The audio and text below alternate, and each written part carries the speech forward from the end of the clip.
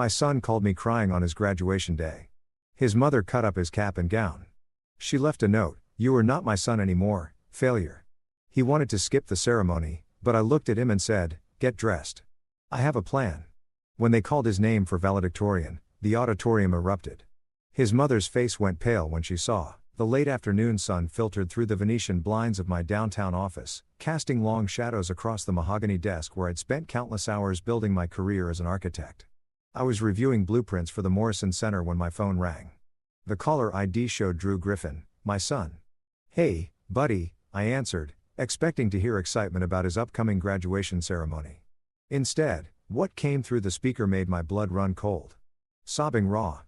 Broken sobbing that no 17-year-old should ever have to produce. "Dad." Drew's voice cracked. She destroyed them. "Slow down," I said. My mind already racing through possibilities. "What happened?" "Mom cut up my cap and gown. There's pieces everywhere. She left a note on my bed." His breath hitched. "It says, 'You're not my son anymore.' Or failure." My hand tightened around the phone until my knuckles went white. 20 years of marriage to Candace Mlan, and I thought I'd seen the worst of her cruelty. I was wrong. "I can't go to graduation, Dad. I can't face everyone. I can't listen to me, Drew," I said, standing up and grabbing my car keys. "Don't move. I'm coming to get you, and we're going to that ceremony." "But, Dad, trust me, son. I have a plan." The drive from my office to the house I'd once called home took 15 minutes, but my mind traveled back 20 years in that time. I'd met Candace at a charity gala hosted by her father's company. She was stunning, sharp-witted, and came from money, old money that I, the son of a construction foreman and a school teacher, had never experienced. Her parents, Roger and Lynn Mlan, ran one of the most successful real estate development firms in the state. I was a young architect then, hungry and talented, but without connections. Candace seemed different from the other socialites I'd met. She claimed to want authenticity, someone who'd earned their place rather than inherited it. I fell for it hard. We married within a year. Drew came along 2 years later, and for a brief window, I believed we were happy. But as my firm grew, as I started winning awards and building a reputation independent of the Mlan name, something shifted in Candace. The woman I'd married began to vanish, replaced by someone bitter and controlling. It started small, criticism disguised as concern. "Are you sure that's the right design choice, Stephen? You wouldn't want to embarrass yourself." Then it escalated. She belittled my work at dinner parties. Always with a laugh that suggested she was joking, but her eyes were ice. The real poison, though, was how she treated Drew. I pulled into the driveway of our house. Technically still our house, though I've been living in an apartment downtown for the past 4 months. The separation wasn't official yet. Candace wanted to work things out, but I knew better. She wanted to maintain appearances until she could spin the narrative in her favor. Drew met me at the door, his eyes red and swollen. At 17, he'd grown to 6 feet tall, athletic from years of track and cross country with my dark hair and his mother's sharp features. But right now, he looked small, defeated. "Show me," I said. He led me upstairs to his room. The navy blue cap and gown lay in ribbons across his bed. The fabric had been methodically shredded with scissors. This wasn't a moment of rage. This was calculated destruction. The note sat on his pillow, written in Candace's precise handwriting. I picked it up, reading the words that had shattered my son. "You're not my son anymore. Failure. You've proven you're just like your father. Mediocre, embarrassing, beneath the Mlan standard. Don't bother coming to me for college money. You're on your own." "Dad," Drew said quietly. "I got a 3.7 gigapascals. I made varsity track. I got accepted to 3 good universities. Why does she hate me so much?" I turned to face him, placing my hands on his shoulders. "Because you're not who she wanted you to be. You're not a puppet she can control. And that terrifies her. I don't understand. Your mother comes from a world where image is everything. When I met her, I thought I was the exception to her family's rules. But the truth is, she wanted to own me, to remake me into her ideal. When that didn't work, she shifted her focus to you." Drew's jaw tightened. "What did she want me to be?" "Perfect. But her version of perfect. Captain of the football team, not cross-country, business major at her alma mater, not environmental science at a state school. She wanted a son who would join her father's company, marry into another wealthy family, perpetuate the Mlan legacy. That's insane." "Yes, it is." I glanced around his room at the posters of national parks, The shelf full of books about ecology and conservation, the photos of him crossing finish lines with genuine joy on his face. But you know what? You're better than that. You're kind, passionate, and real. And that's why we're going to that graduation ceremony. Dad, I don't have a cap and gown. I know. I'll handle it. I check my watch. Get dressed. Wear that suit we bought for college interviews. I'll be back in 90 minutes. Where are you going? I smiled, and it wasn't a kind smile. To make sure your mother learns a lesson she should have learned a long time ago. My first stop was the school district office. I'd made some calls from the car, and Principal Vera Rice agreed to meet me despite the late hour. She was a stocky woman in her 50s with steel gray hair and eyes that missed nothing. "Stephen, I got your message," she said, ushering me into her office. "I have to say I'm disturbed by what you described." "It's worse than I described," I said, showing her a photo I'd taken of the destroyed cap and gown in the note. Principal Rice's expression hardened. "That's abuse. You know that, right?" "I do. And it's not the first incident. Just the first I can prove so clearly." She studied me carefully. "You're here for more than a replacement cap and gown. I need information about Drew's class ranking." Something flickered across her face. "You don't know what?" She pulled up her computer, typed for a moment, then turned the screen toward me. "This is confidential until the ceremony, but given the circumstances," she pointed to the screen. "Drew is graduating as valedictorian. His weighted GPA is 4.2.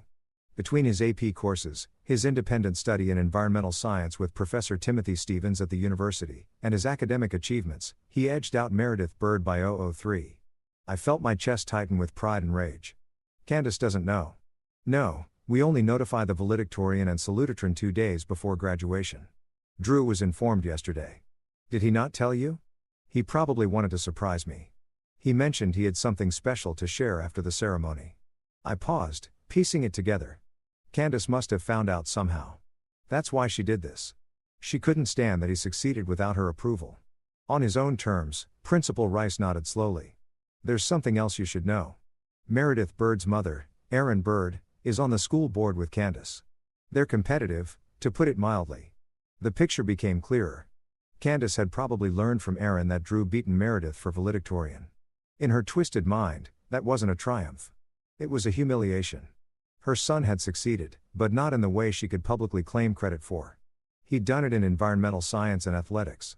Fields she considered beneath the Mlan standard. "I need a favor," I said. "Can you delay announcing the valedictorian until later in the ceremony? And can you get me a list of everyone who's speaking?" "Why?" "Because I'm going to make sure Candace Mlan sits through every moment of her son's triumph before she realizes what's happening, and I want to be there when it hits her." Principal Rice smiled, and it was a wolf smile. "You know, I've wanted to put that woman in her place for years. She's made my life hell on the school board." "What did you have in mind?" We talked for 40 minutes, planning every detail. Principal Rice revealed that Candace had been pushing to cut funding for the environmental science program, calling it a waste of resources on tree hugger nonsense. She'd also tried to block Drew from his independent study, arguing it was inappropriate fraternization between students and university professors. Every move Candace made was designed to undermine Drew's achievements, to force him into her mold, and he'd succeeded anyway, which must have driven her insane. "I'll need to make some calls," Principal Rice said. "But I think we can make this work. Do you have someone who can get Drew a new cap and gown?" "Already handled." "Thank you, Vera." "Thank you, Stephen. That boy deserves better than what she's given him." My second stop was the university, where I met Professor Timothy Stevens in his office. He was younger than I expected, maybe 40, with a lean build of someone who spent more time in the field than behind a desk. His office was cluttered with rock samples, plant specimens, and photographs of wilderness areas. "Mr. Griffin," he said, shaking my hand. "Drew speaks very highly of you. The feeling is mutual, Professor. He talks about your mentorship constantly." Stevens gestured for me to sit. "When you called, you said this was urgent. Something about Drew's graduation." I explained the situation. As I talked, Stevens's expression grew darker. "I had no idea his home situation was that toxic," he said. "Drew always seemed so well-adjusted, focused, passionate, mature beyond his years. He's good at hiding pain. He gets that from me." I leaned forward. "Professor, I need to know. Is the offer you made him still on the table? The research assistant position?" "Absolutely. It's his if he wants it. Full funding, a small stipend, and he'd be working on the wetland restoration project. It's rare for an undergraduate, but Drew's work has been exceptional." Can you be at the graduation ceremony tomorrow night? And can you bring the official offer letter? Stephen studied me. You're planning something. I'm planning to show my son that his accomplishments matter, that the people who truly care about him recognize his worth, and I'm planning to show his mother that her control is over. I'll be there. My third stop was a men's clothing store downtown. The owner, Arnold Costa, had been a client years ago when I designed his flagship store. He owed me a favor and I was calling it in. Stephen, he boomed, greeting me with a handshake. What brings you by so late? I need a miracle, Arnold. Cap and gown, adult size medium by tomorrow afternoon. He whistled low. That's tough. Graduation season, everything's spoken for. I know. That's why I'm asking you. You must have connections. Arnold thought for a moment, then grinned. I might know a guy, but it'll cost you. Name your price. Dinner with you and Drew once he starts college. I want to hear all about his plans. I felt my throat tighten. Arnold had lost his own son to cancer 3 years ago. He and Drew had met a few times at company events, and I'd seen the way Arnold looked at him like he saw something of his own boy. Deal, I said, shaking his hand. By the time I returned to pick up Drew, I'd made 7 more calls and set in motion a plan that would either brilliantly vindicate my son or spectacularly blow up in my face. I was betting on the former. Drew was ready, dressed in the charcoal suit that made him look older, more confident, but his eyes still held that wounded look. Dad, I've been thinking, he said as we drove toward my apartment. Maybe Mom's right. Maybe I'm a failure. I mean, I'm not going to an Ivy League school. I'm not studying business. I'm not. Stop. I said firmly. Drew, look at me. He turned and I saw my son. Truly saw him. Not the kid Candace wanted him to be, but the young man he'd become despite her. Do you know what I see when I look at you? I asked. I see someone who chose passion over prestige, who chose authenticity over appearances. You could have played the game, son. You could have joined the business club, dated the right girls, said the right things. But you didn't because that would have been a lie. And you're not a liar. But what if she's right? What if I can't make it on my own? Drew, I need to tell you something. Something I should have told you years ago. I pulled into the parking lot of my apartment and turned off the engine. Your mother and I are getting divorced. I've already filed the papers, and I'm not going to fight for the house or the cars or any of that. You know what I'm fighting for? What? You full custody.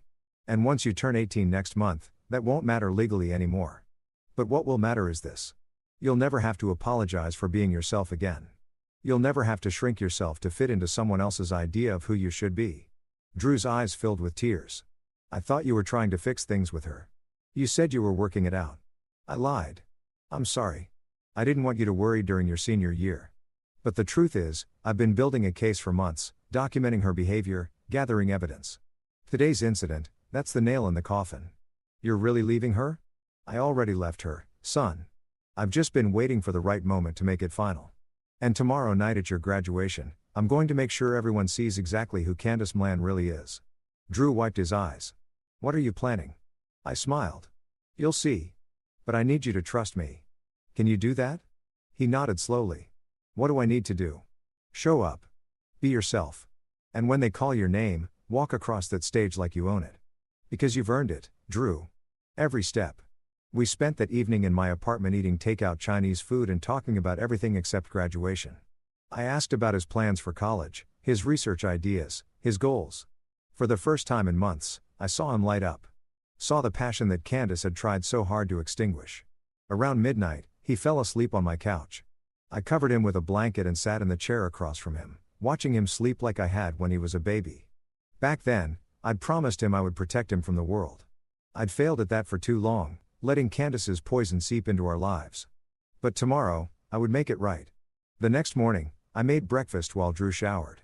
My phone buzzed with messages from Principal Rice, Professor Stevens, and several others confirming the plan.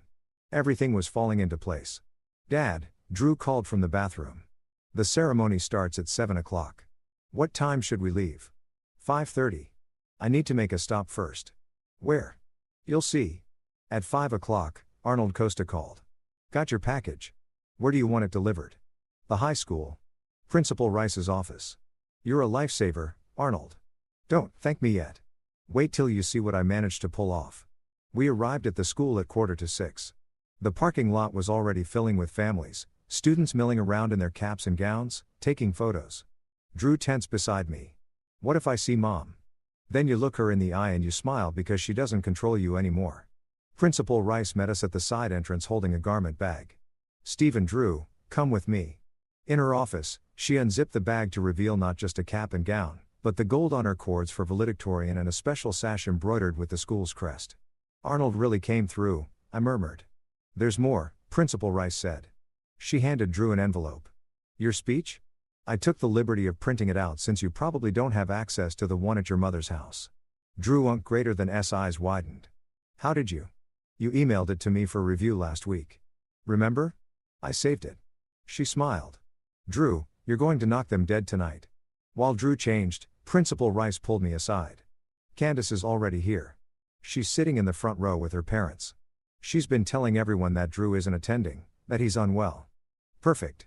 Stefan, are you sure about this? Once we start, there's no going back." I've never been more sure of anything in my life. The ceremony began at 7 sharp. The auditorium was packed with nearly 400 graduating seniors and their families. I sat in the middle section, far enough from Candace that she wouldn't spot me immediately, but close enough to see her reactions. She looked impeccable as always.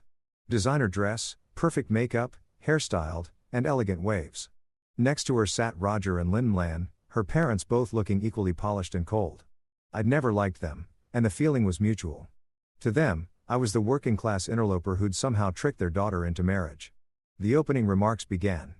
Principal Rice spoke about achievement, perseverance, and the diverse paths to success. I saw Candace checking her phone, barely paying attention. Then came the student performances. The orchestra played, the choir sang, and through it all, there was no mention of Drew. Candace looked smug, satisfied that she'd successfully cowed her son into staying home. The processional began and graduates filed in alphabetically. When the G started, I watched Candace's face. She was still on her phone, not even looking up. Then Drew walked in. He moved with quiet confidence, his chin up, wearing the cap and gown she destroyed. The gold cords gleamed against the navy fabric. He didn't look at her, didn't acknowledge her presence. He simply walked to his assigned seat and sat down with perfect composure. I saw the moment Candace noticed her head snapped up, her face going white, then red. She leaned over to whisper furiously to her mother, who looked equally shocked. Roger Mlan's expression was harder to read, but I caught a flicker of something. Maybe respect crossed his face as he looked at Drew. The ceremony continued. Awards were announced. Perfect attendance scholarship recipients department honors. Drew's name was called for the Environmental Science Award presented by Professor Stavens himself. As Drew walked to the stage, Stephen shook his hand warmly and said something that made Drew smile. The microphone caught his words. "We're lucky to have you joining our research team this fall." Murmurs rippled through the audience. Candace's face was a mask of fury. Research assistant positions at the university were prestigious, usually reserved for graduate students. Her son had earned something she couldn't buy or control. More awards followed. Drew received the cross-country MVP, the Community Service Award, and the Principal's Achievement Award. Each time his name was called, each time he walked across that stage with dignity and grace, I saw Candace's expression grow darker. Lynn Mlan leaned over and whispered something sharp to her daughter. Candace's jaw tightened, but she remained seated, maintaining the appearance of support even as her world crumbled. Then came the moment I'd been orchestrating. Principal Rice returned to the podium. "Now I have the great honor of introducing our salutatorian and valedictorian. These students have demonstrated exceptional academic achievement, leadership, and character." Candace straightened in her seat. This was what she'd been waiting for, the confirmation that some other student had outperformed Drew. Our salutatorian, graduating with a weighted GPA of 4.17, is Meredith Bird. Applause erupted. Meredith stood, looking genuinely thrilled, and made her way to the podium. Erin Bird was on her feet, camera flashing, beaming with pride. I saw her glance at Candace with barely concealed satisfaction. Candace clapped politely, but I could see the calculation in her eyes. If Meredith was salutatorian with a 4.17, then the valedictorian had to be someone else with a higher GPA. Maybe that Dennis kid from the debate team or Flora from the science club. Meredith gave a lovely speech about friendship and following your dreams. It was sweet, heartfelt, and I could see Drew smiling as he listened. Then, Principal Rice returned to the microphone. And now graduating with a weighted GPA of 4.2, having completed multiple advanced placement courses, an independent research study at the university level, and demonstrated exceptional leadership both in academics and athletics, our valedictorian, Drew Griffin. The auditorium erupted. I watched Candace's face go from confusion to disbelief to absolute horror. Her mouth opened and closed like a fish, gasping for air. Lynn Mlan grabbed her daughter's arm, hissing something I couldn't hear. Roger Mlan, to my surprise, started clapping. Drew stood and the applause grew louder. His cross-country teammates were on their feet whooping and cheering. The Environmental Science Club joined in, then more students, then parents until the entire auditorium was standing. Everyone except Candace and Lynn. Drew walked to the podium and I saw him take a deep breath. This was the moment that could break him or make him. The moment he could show his mother that her words, her cruelty, her judgment, none of it mattered. He looked out at the crowd and his eyes found mine. I nodded. He smiled. "Thank you," he began, his voice steady and clear. "When I was asked to write this speech, I struggled with what to say. How do you sum up 12 years of education, of growth, of becoming who you're meant to be?" The room quieted, everyone leaning in to listen. "I decided to talk about expectations," Drew continued. "We all face them. The expectations of our parents, our teachers, our peers, society. Some expectations lift us up, challenging us to be better. Others weigh us down, trying to shape us into something we're not." I saw several students nodding, recognizing their own struggles in his words. For a long time, I tried to meet expectations that weren't meant for me. I tried to fit into a mold that didn't match who I was inside, and I failed. He paused, letting that word hang in the air. I failed to be someone I wasn't. And you know what? That failure was the best thing that ever happened to me. Nervous laughter rippled through the audience. Candace was stone still because that failure forced me to ask a question whose expectations matter. Who gets to decide if I'm successful, if I'm worthy, if I'm enough? Drew's voice grew stronger. I realized the answer wasn't in the mirror someone else held up for me. It was in the reflection I saw when I looked at myself honestly. He glanced down at his notes, then back up. I chose to study environmental science when I was told it was impractical. I chose cross-country over football when I was told it was less prestigious. I chose a state university over an Ivy League school when I was told it would embarrass my family. Gasps echoed through the auditorium. This wasn't a typical feel-good graduation speech. This was truth, raw and unfiltered. And standing here today as your valedictorian, I want you to know those choices were right. Not because they led to this moment, but because they were mine. I owned them. I lived them. I became myself through them. He looked directly at Candace for the first time. To anyone who ever told me I wasn't good enough, thank you. You taught me that being good enough for someone else is an impossible goal. The only person I need to be good enough for is myself. The silence was absolute. Then someone started clapping. Professor Stavins standing in the back. Then Principal Rice. Then Arnold Costa who'd snuck in to watch. Then the students. Then everyone. A wave of applause that shook the walls. Candace sat frozen, her face pale. Lynn Mlan looked like she'd been slapped, but Roger Mlan, he was clapping too slowly with an expression that might have been regret. Drew finished his speech with words about the future, about the class moving forward together, about supporting each other's diverse paths. It was beautiful, inspiring, and completely authentic. When he finished, the standing ovation lasted 3 full minutes. As Drew returned to his seat, I saw several students reach out to shake his hand to hug him. He had given voice to something they all felt, and they loved him for it. The rest of the ceremony passed in a blur. Diplomas were distributed. Names called the ritual completion of high school. Through it all, Candace remained seated, barely moving, while chaos swirled in her mind. When the last graduate crossed the stage, Principal Rice made one final announcement. "Before our students throw their caps, I have one more presentation to make. Drew Griffin, could you return to the stage, please?" Confusion flickered across Drew's face, but he stood and walked back to the podium. "Drew," Principal Rice said, "your teacher and mentor, Professor Timothy Stavins, has something for you." Stavins joined them on stage, holding an envelope. "Drew, it is my great honor to officially offer you the position of undergraduate research assistant on our wetland restoration project. This position includes full funding for your undergraduate research, a stipend for living expenses, and the opportunity to co-author papers in peer-reviewed journals."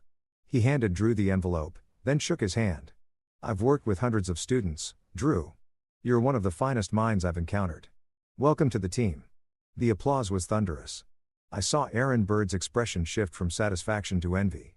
This wasn't just an academic honor. This was real-world validation, the kind of opportunity that would shape Drew's entire career, and Candace had tried to destroy him the day before his triumph. The ceremony concluded with the traditional cap toss. Hundreds of navy blue mortar boards flew into the air, and when they fell, chaos erupted as families rushed to find their graduates. I made my way through the crowd toward Drew. He saw me coming and grinned, a real genuine grin that lit up his entire face. Dad, he grabbed me in a hug. Did you know about the valedictorian thing? I might have had an inkling, I admitted. In the research position, Professor Steffens is a good man. He recognized your talent. Drew pulled back, his eyes bright. You planned all of this, getting me here, the cap and gown, everything. I just opened the doors, son. You walked through them, Mr. Griffin. We turned to find Roger Mlan standing behind us alone. Candace and Lynn were nowhere to be seen. Roger, I said coolly. I wanted to congratulate Drew, he said, extending his hand to his grandson. That was quite a speech. Drew hesitated, then shook his hand. Thank you, sir. Roger's jaw worked for a moment, then he said, I owe you an apology, both of you. I've been blind to what was happening in my daughter's house. The way she's treated you, Drew, that's not right. That's not how family should be. No, I agreed. It's not. And you, Stephen, I was wrong about you. I thought you weren't good enough for Candace, that you were using her, but I see now that she was using you. Using both of you. Where is she? I asked. She left, took Lynn, and stormed out during the cap toss. I expect I'll get an earful when I get home. He smiled grimly. But I think I'll stay here for a while. Enjoy the celebration. He turned back to Drew. Your grandmother and I would like to take you to dinner this weekend. Just the three of us. If you're willing, Drew looked at me. I nodded. That's up to you, son. Okay, Drew said. I'd like that. After Roger left, Drew and I were surrounded by well-wishers. Professor Stevens introduced him to other faculty members. His teammates from cross-country hoisted him on their shoulders.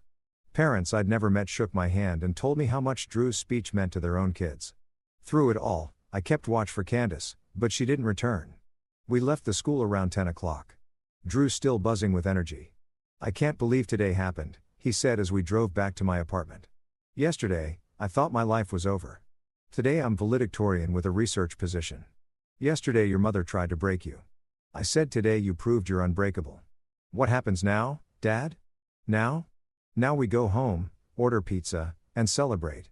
Tomorrow we start dealing with the legal stuff, the divorce, custody, though you'll be 18 soon, so that's mostly symbolic. Then we start planning your future. What about Mom? I thought about Candace. About the woman I'd married and the monster she'd become. Your mother made her choices, Drew. She chose cruelty over compassion, control over love.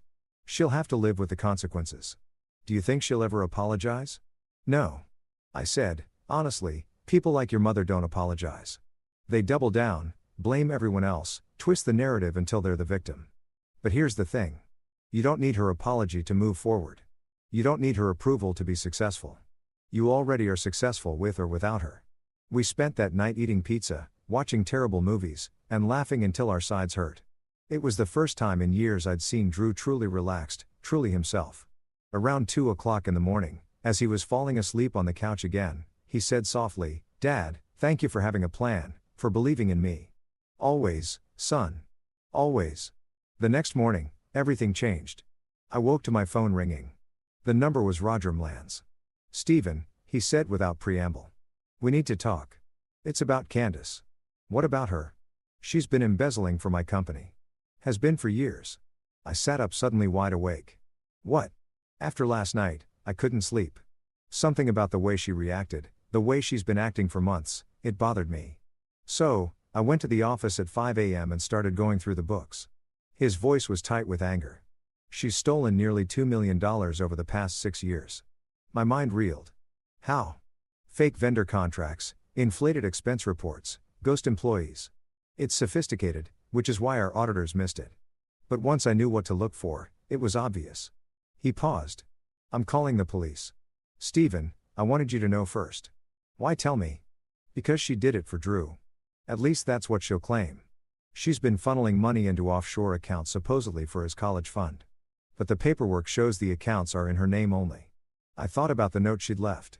Don't bother coming to me for college money. She hadn't meant she wouldn't pay. She meant the money she'd stolen for him was now hers. Her final punishment for his failure. What do you need from me? I asked. Nothing.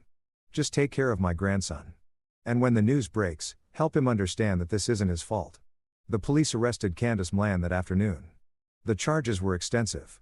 Embezzlement, fraud, money laundering.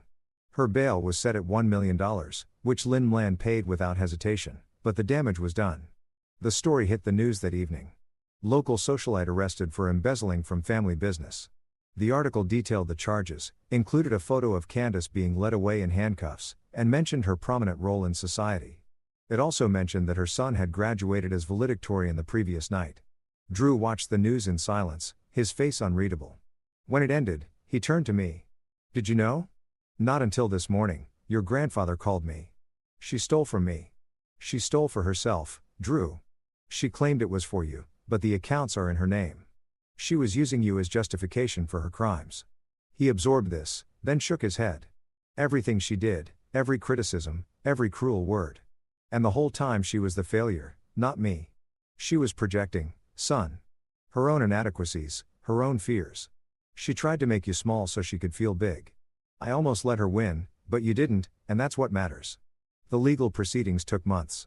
Candace pleaded not guilty, claiming the money was legitimately earned through consulting work. But Roger's lawyers were thorough and the evidence was damning. In the end, she took a plea deal. 5 years in prison, restitution of the full amount stolen and permanent removal from any position at Mlan Development. Lynn Mlan tried to spin it as a misunderstanding, a mistake born of maternal love, but nobody was buying it. The Mlan name, so carefully cultivated over decades, was permanently tarnished. Through it all, Drew thrived. He started his research position at the university, throwing himself into the wetland project with passion and dedication. Professor Steffens told me Drew was exceptional, publishing quality work within his first semester. Roger and Drew developed a relationship, meeting for lunch every week. Roger, to his credit, never tried to defend his daughter or minimize what she'd done. Instead, he focused on being the grandfather he should have been all along. The divorce was finalized 6 months after graduation. I got everything I wanted, full custody, though Drew was now legally an adult, the house, and complete separation from the Mlan family finances. I didn't ask for alimony or support. I just wanted out. Candace from prison sent one letter. It arrived on Drew's 18th birthday. He read it in my presence, his expression hardening with each line. When he finished, he handed it to me. It was full of justifications, excuses, and accusations. She blamed me for turning Drew against her. She blamed the Mlanes for abandoning her. She blamed Drew for being ungrateful and disloyal. Nowhere in the 3-page letter did she apologize or take responsibility. "Do you want to respond?" I asked. Drew thought for a moment, then shook his head. No, she wouldn't hear me anyway. He took the letter, walked to the fireplace, and burned it. "I'm done carrying her poison," he said, watching the paper curl and blacken. "From now on, I only carry what helps me grow." 3 years later, I stood in that same auditorium where Drew had graduated high school. But this time it was the university's ceremony and Drew was graduating summa cum laude with his bachelor's degree in environmental science. He'd been accepted to graduate school at 3 top programs. He'd co-authored 4 research papers. He'd been awarded the university's Outstanding Undergraduate Research Award. And he'd done it all with a quiet determination that had always defined him. Roger Mlan sat next to me, older now, but proud. Lynn had passed away the previous year, her health broken by the shame of Candace's crimes. Roger had changed his will, leaving the majority of his estate to Drew and various environmental charities. "She could be here," Roger said quietly, referring to Candace. "She got out on parole last month." "Did she contact Drew?" "She tried." He didn't respond. We watched as Drew crossed the stage, shaking hands with the university president. His name was called with honors and the applause was warm, genuine. After the ceremony, we celebrated at a nice restaurant. Drew, Roger, Professor Stevens, Arnold Costa, and several of Drew's friends from the research team. We toasted to success, to the future, to the work still to be done. At one point, Drew pulled me aside. "Dad, I never thanked you properly for graduation night. For believing in me when I couldn't believe in myself. You don't need to thank me for being your father. Drew, that's just love. Still, you had a plan when I had none. You saw the path forward when I saw only darkness." I thought back to that phone call, to my son's broken sobs, to the destroyed cap and gown. "You know what my plan really was?" I said, "To show you what I already knew. That you're remarkable, that you're strong, that you're worthy of every good thing that comes your way." Did it work? I looked at the young man before me, confident, accomplished, kind, and smiled. "What do you think?" He grinned. "Yeah, it worked." 5 years after that high school graduation, Drew defended his doctoral dissertation on wetland restoration and climate resilience. I sat in the front row as Dr. Drew Griffin, at just 26 years old, joined the ranks of environmental scientists working to save the world. Candace never attended any of it. After her release from prison, she'd moved to another state, cutting all contact with Drew. I heard through Roger that she'd remarried, this time to a man with money and no children.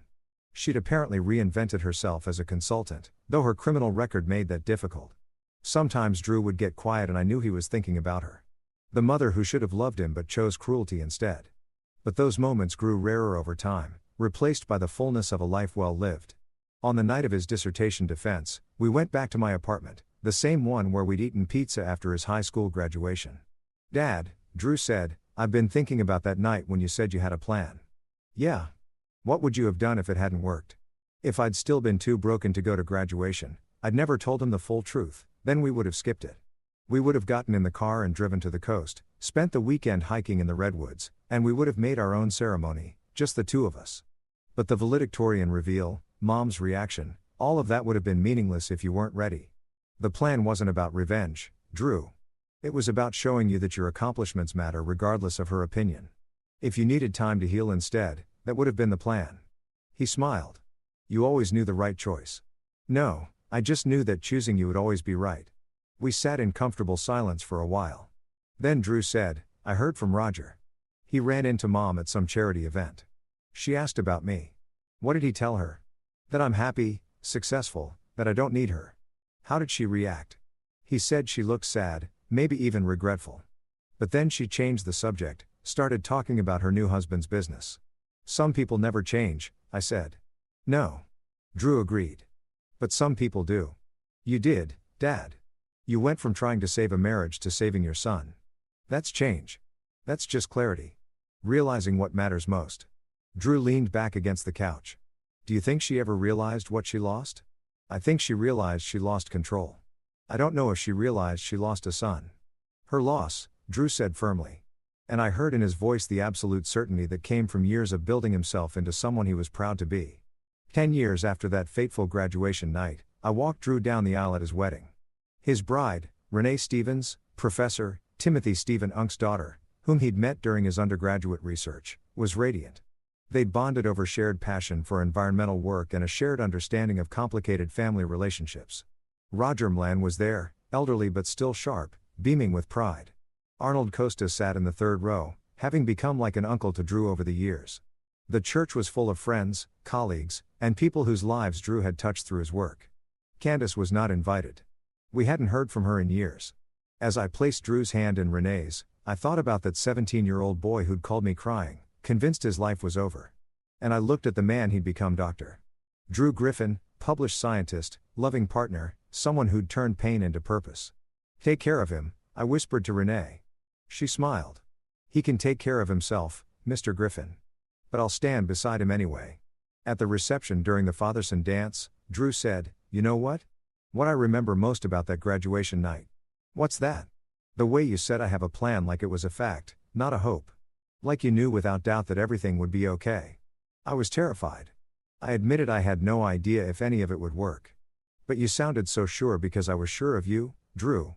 I was sure that if I gave you a chance, if I showed you that someone believed in you, you'd find your way. And you did." He hugged me tight. "Thank you, Dad, for that night.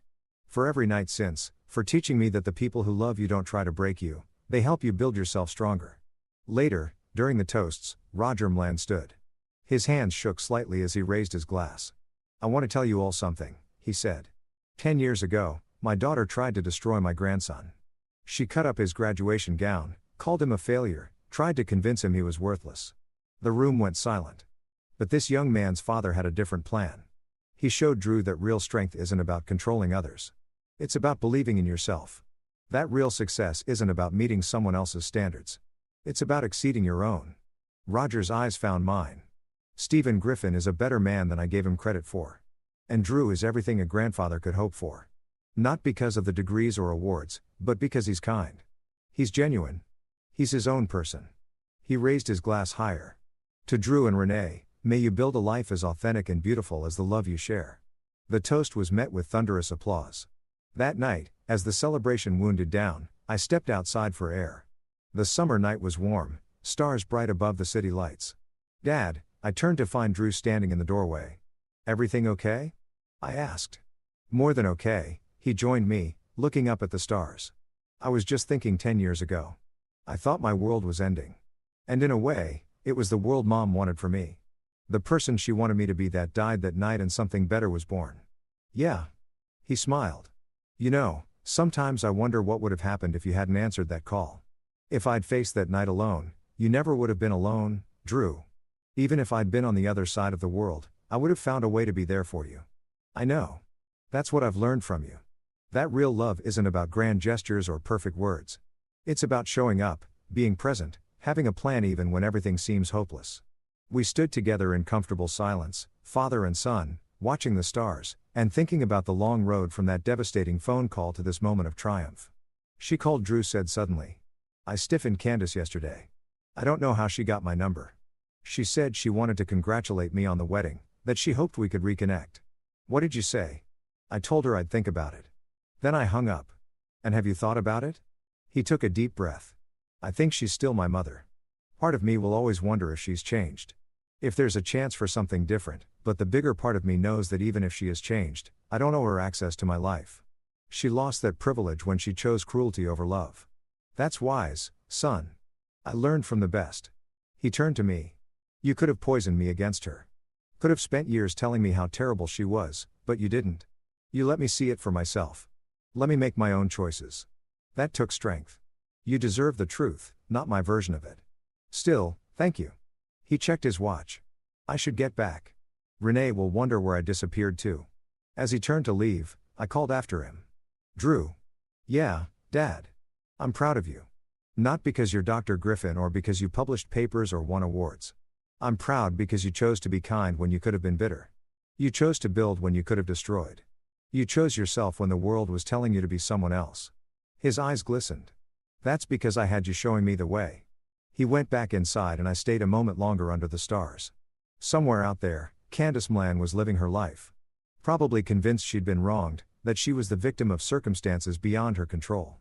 But here, in this moment, her son was celebrating a love she'd never understand, surrounded by people who valued him for exactly who he was. And that was the best revenge I could have ever planned, not her suffering. But Drew's joy, the plan hadn't been perfect. There had been setbacks, hard days, moments when Drew struggled with the scars Candace left behind. But through it all, we'd worked together to build something she could never touch. A relationship based on mutual respect, unconditional love, and the understanding that real strength comes from within. As I walked back into the reception, I heard Drew's laugh, genuine, free, unburdened. And I knew that 10 years ago, when I told my crying son, "I have a plan." This was what I've been planning for all along. Not revenge, not vindication, not even justice. Just this, my son. Happy, whole, and free. That was the plan, and it had worked perfectly. Did you enjoy my story? What a journey it has been. I truly wonder, what would you have done if you were in my shoes? Would you have chosen silence to keep the peace, or would you have done what I did to reclaim your dignity? Let's meet in the comments below. I'm so curious to hear your thoughts. I'm reading every single one. Which city are you listening from tonight? If my story resonated with you, you can support me and help me bring more stories like this to the world by sending a super thanks. Your sweet support means the world to me and allows me to continue this journey with all of you. On the screen now, you can see 2 new life stories that I highly recommend you watch next. There are so many more on my channel, each with its own lessons and triumphs. Don't forget to subscribe and click the notification bell so you never miss a new chapter. Thank you for being here with me. Until the next story, with love and respect.